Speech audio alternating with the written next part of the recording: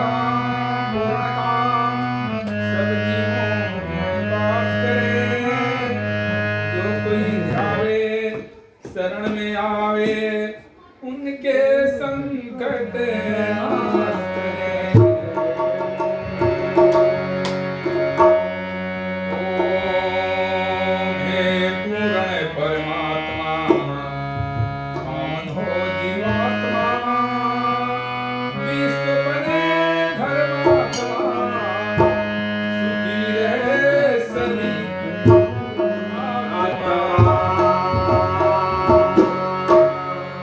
प्रभु के नाम ले लो सहारा मिलेगा। हरि के नाम ले लो किनारा मिलेगा। उसके नाम ले लो इशारा मिलेगा। गुरु के नाम ले लो बसारा मिलेगा।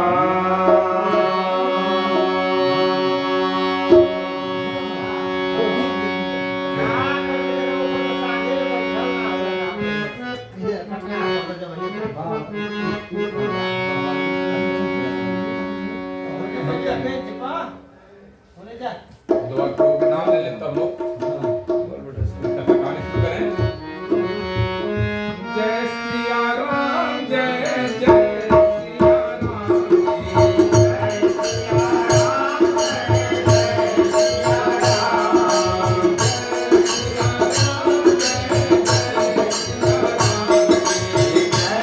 राम जय जय सिया राम जय सिया राम जय जय सिया राम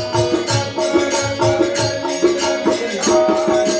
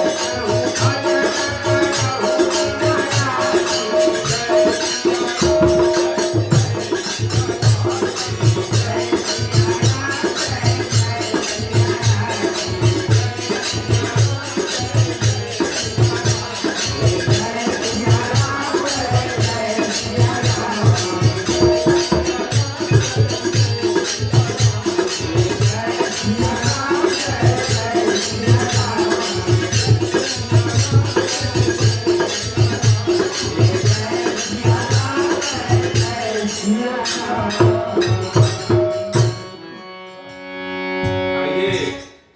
तो प्रभु के नाम ले रहे हैं हम लोग। कहते हैं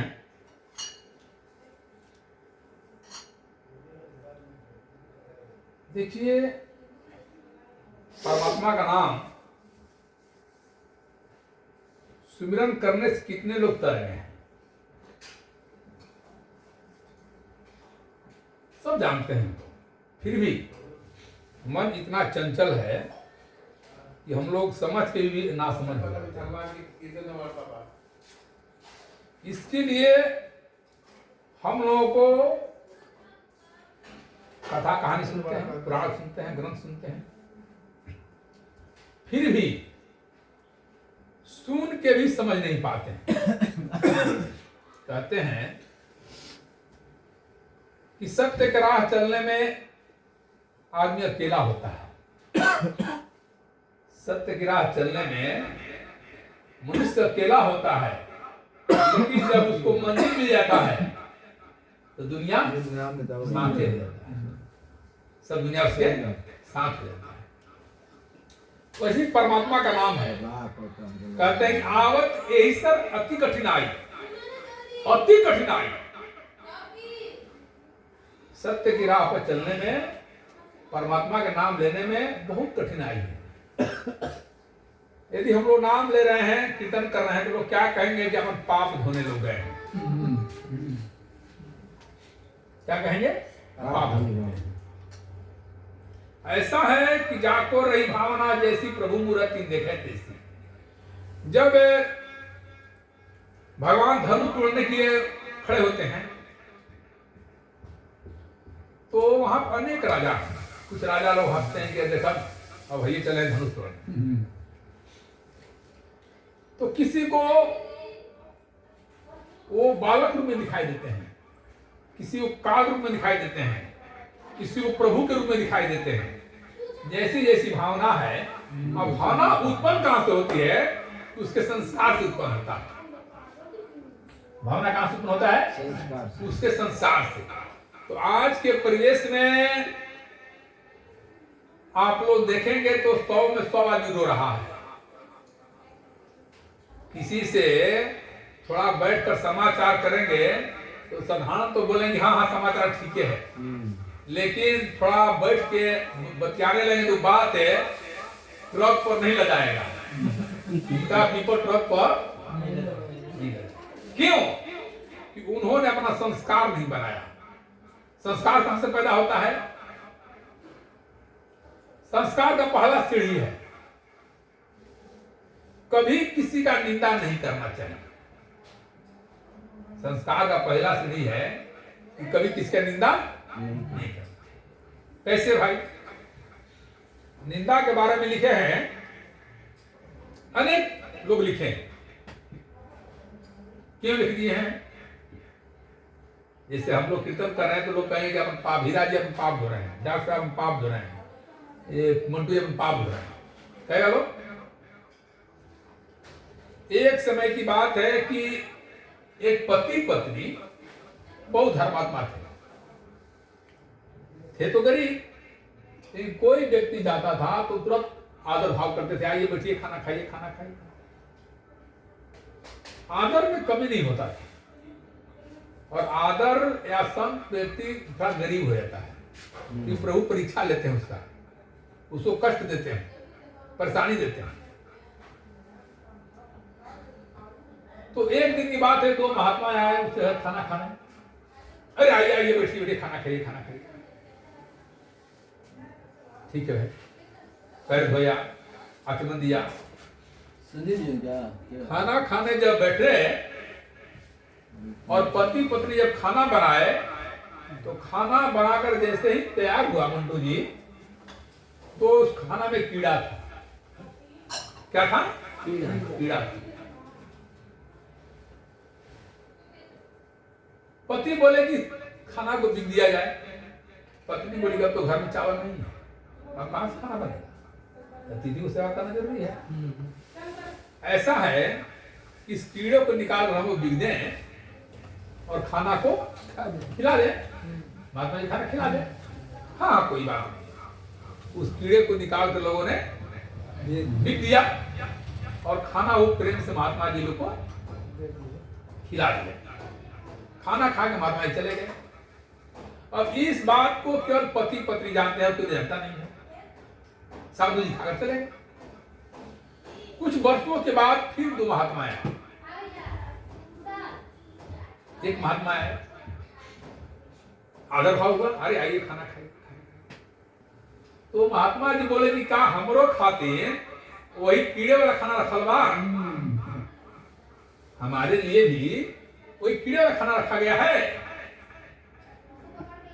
पति पत्नी को होश उड़ गया, अरे भाई किसे जानते? इस बात को तो केवल हम ही 2 आदमी जानते हैं और कोई जानता ही नहीं है। ये किसे जान गए? उनके चरणों में लोग गिर गया। महात्मा जी गलती हुआ, बताइए कैसे प्रायश्चित होगा? बोले कि इसका प्रायश्चित तो हो जाएगा, तुमको पिछले अगले जन्म में कीड़े का पहाड़ मिलेगा। पहाड़, कीड़े का मिलेगा, पहाड़ मिलेगा, क्योंकि तुम महात्मा को खाना खिलाया है। और उस कीड़े का पहाड़ का तुमको खाकर खत्म करना पड़ेगा। अरे बाप रे, किससे होगा बाप रे। अब कैमूर पहाड़ जैसा कीड़ा का पहाड़ मिल जाए कैसे खत्म होगा भाई? बोले महाराज कौन उपाय बताइए। बोले जाओ कि संत महात्मा से कुछ वही उपाय बताएंगे। कोई सिद्ध पुरुष बताएंगे।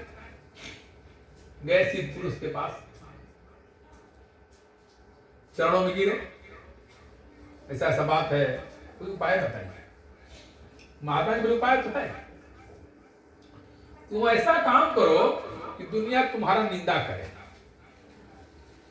दुनिया तुम्हारा निंदा करे, सिवा शिकायत करे। अच्छा महाराज ठीक है। उन्होंने फ्री का काम कर दिया, जैसे हमारे हीरा जी फ्री काम कर रहे हैं, वैसे उन्होंने फ्री काम कर दिया। विद्यालय खोल दिया पढ़ाने के लिए, वो लेडीज विद्यालय, और तो पढ़ाने के लिए पढ़ाई शुरू हुआ। पूरा जवाब भला होने लगे, विद्यालय खोला है, अपना भजन धर्मात्मा की फ्री पढ़े हम लगा निंदा, पूरा जवाब में निंदा हुआ, 2005 साल निंदा हुआ।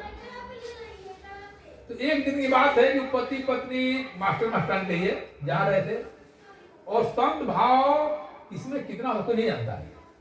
घर रहते हुए जो साधु भावना में रहता है वो पहुंच जाता है, और हम लोग देख नहीं पाते, समझ नहीं पाते। यही देखिए हम लोग इतना जुड़ते हैं, लेकिन कुछ ही आदमी सुनने के लिए, बाकी लोग दिखाने में जुड़ते हैं। हम दिखाएं, हम गए, हम आगे तो चल दे, तो सबसे बड़ा भावना होता है। वैसे ही पति पत्नी थे,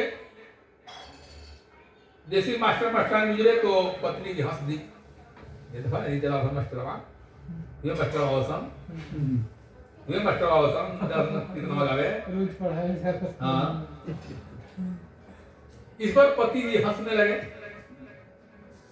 पत्नी बोली आप क्यों हंस दिए, हम गलती कर रहे हैं, हम तो गलती नहीं कर रहे हैं, इतना है, आप बताइए क्यों हंसे हैं, हम गलती क्या है।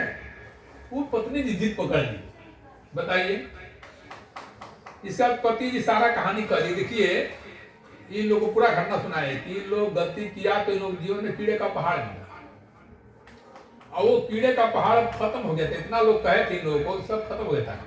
एक कीड़ा बचा था जिसको भी तूने निंदा कर अपने ले लिया। इसीलिए गोस्वामी जी लिखे हैं, सबके निंदा जो जड़ नहीं, सो चमगादुर होई अवतरही। जो निंदा करता है किसी का, वो चमगादुर का अवतार होता है। क्यों? कि चमगादुर उसी मुंह से खाना खाता है और उसी मुंह से पैखाना करता है।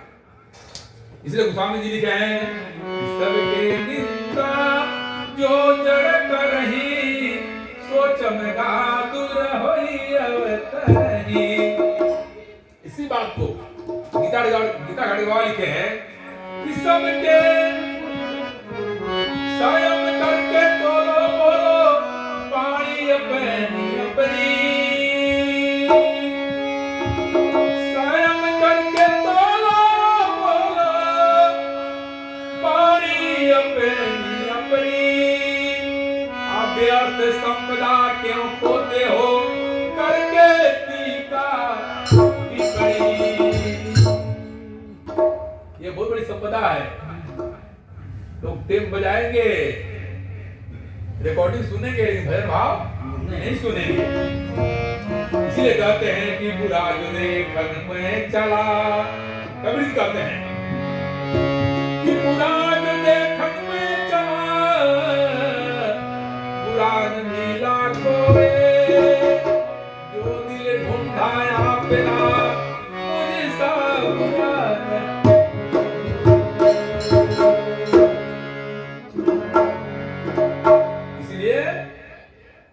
सच्चाई के राह पर चलने वाले अकेला होता है। निंदा तो बहुत लोग करेंगे, क्या कीर्तन गाते हैं, क्या भजन गाते हैं, क्या जाकर आम टाम करते हैं। नाच होगा कोई सिवा शिकायत नहीं करेगा, रिकॉर्डिंग बनाएगा, डीजे बनाएगा, डीजे बजाएगा तो काम नहीं फटेगा किसी का, लेकिन भजन भाव से काम फटेगा। क्यों? कि जैसे ज्वर के ताप से भोजन के रूठी जाए, पूर्व जन्म के पाप से हरि चरण आए। तो संस्कार बनाने के लिए पहला है कि भजन भाव सुने। भजन भाव सुनने से क्या होगा कि संस्कार बनेगा उसके अंदर। अब देखिए राम शब्द नाम लेते हैं हम लोग। राम एक ऐसा शब्द है भाषा है कि किसी ग्रंथ, किसी भाषा और मैंने कि किसी अन्य जगह इसका है भी नहीं किया। राम शब्द का, राम एक शब्द है, इसका अनेकों अर्थ है। राम एक शब्द है, इसका अर्थ अनेक है। ऐसा किसी ग्रंथ, किसी भाषा, कोनो भाषा में नहीं है, चाहे उर्दू लो, चाहे माने कि आपकी कुछ भाषा नहीं है। कैसे? एक बार राम कहते हैं, एक बार राम कहते हैं तो किसी का संबोधन हो, फलना का नाम ले रहे हैं। एक बार राम कहते हैं तो लगता है फलना का राम कह रहे हैं, लेकिन दो बार राम राम कह देते हैं तो विवादन हो जाता है। भाई राम राम यदि प्रणाम कर रहे हैं, दो बार राम राम कह दिए तो अर्थ बदल गया, अभिवादन हो गया। तीन बार राम राम कह देते हैं, संवेदना हो गया, ओहो राम राम राम राम, यानी दर्द हो गया। देखिए कितना बड़ा गुण बात है। तीन बार कहते हैं तो दर्द हो जाता है, वेदना हो जाता है। चार बार राम राम कहते हैं तो कीर्तन हो जाता है। वही सब, चार बार राम राम कहते हैं तो कीर्तन हो जाता है।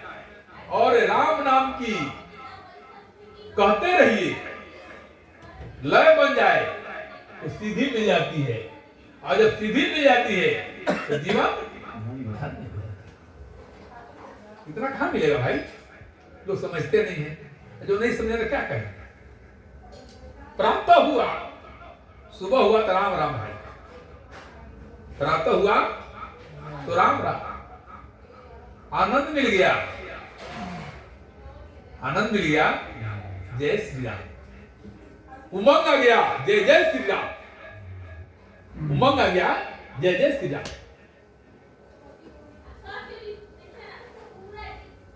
जीवन यात्रा पूरा हो गया, राम नाम सत्य। तो ऐसे राम के अर्थ को हम लोग समझते नहीं है, नहीं समझ रहे उनको बेकार लगेगा। इसलिए सत्संग में बहुत कुछ है। जब जीवन बदला नहीं सत्संग में आके कुछ बदलाव होना चाहिए, कुछ जानकारी होना चाहिए। नहीं तो फिर वही बात हो गई, शुरू में हम कहानी कहे ना कि चश्मे वाली बात हो गई। चश्मा वो देखने जाता था, जब कुछ पढ़ने आ जाएगा। जब तक से अंतःकरण नहीं सुधरेगा, अंतःकरण में ज्ञान नहीं होगा, लाभ होगा नहीं।